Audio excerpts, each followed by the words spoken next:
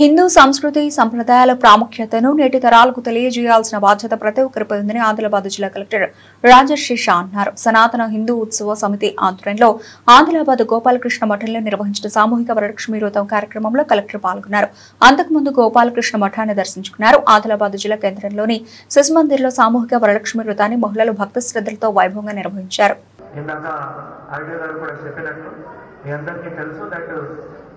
హిందూ ధర్మం చాలా పురాతన ధర్మం అంటే one of the most oldest religions అంటే హిందూ ధర్మం. పాటిస్తే మీరు ఏవైతే పని చేస్తున్నారో ఆ పనిలో ఇంకా మేలు జరుగుతాయి. మీరు ఇప్పుడు ఇంత సాధిస్తున్నారు, ఒకవేళ అదే మీరు సంస్కృతి సంప్రదాయం పాటిస్తే దానికంటే డబల్ సాధిస్తారు.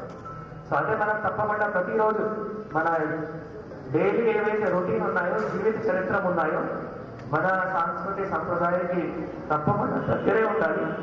తర్వాత దీంతో పాటు ఇప్పుడు నెక్స్ట్ యూత్ కి కూడా ఆ దిశానిర్దేశం కూడా ఇక్కడ పెద్దల బాధ్యత ఉంది, మహిళలు వారి బాధ్యత ఉంది. మీ పిల్లలు కానీ మీ చుట్టాలు కానీ ఎవరైతే ఉన్నారో వాళ్ళకి కూడా దీని గురించి దయచేసి నేర్పించుకోవాలి. ఎందుకంటే ఇప్పుడు ఏమైంది అంటే యూత్ కొంత ఈ సాంస్కృతిక సంప్రదాయం నుంచి దూరం అవుతున్నారు.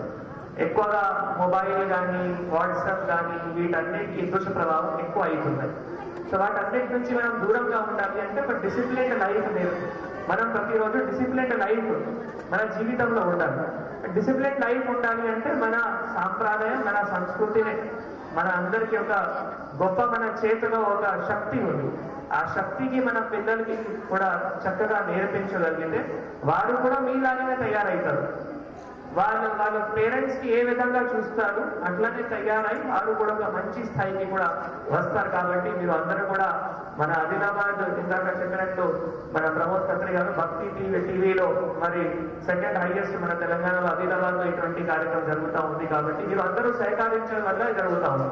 ఎందుకంటే ఇంతమంది మహిళలు ఇప్పుడు 500-600 మహిళలు ఇక్కడ రావడం, ఏమైనా పని ఉన్నా, వర్షం ఉన్నా, ఏమైనా బాధ ఉన్నా, ఆరోగ్యం మంచి ఉన్నా ఉండకపోయినా కూడా అందరూ మనం ఇక్కడ మీరు రావడం జరిగింది. కాబట్టి ఒక మంచి ప్లాట్ఫామ్ ఇటువంటి కార్యక్రమం కూడా చేయడానికి. ఇటువంటి చాలా కార్యక్రమాలు కూడా వారు కమిటీ ద్వారా చేస్తున్నారు. గణేశోత్సవం పండుగ కావచ్చు, ఇటువంటి చాలా కార్యక్రమాలు కూడా చేస్తున్నారు. మాకు కూడా ఆహ్వానిస్తున్నారు.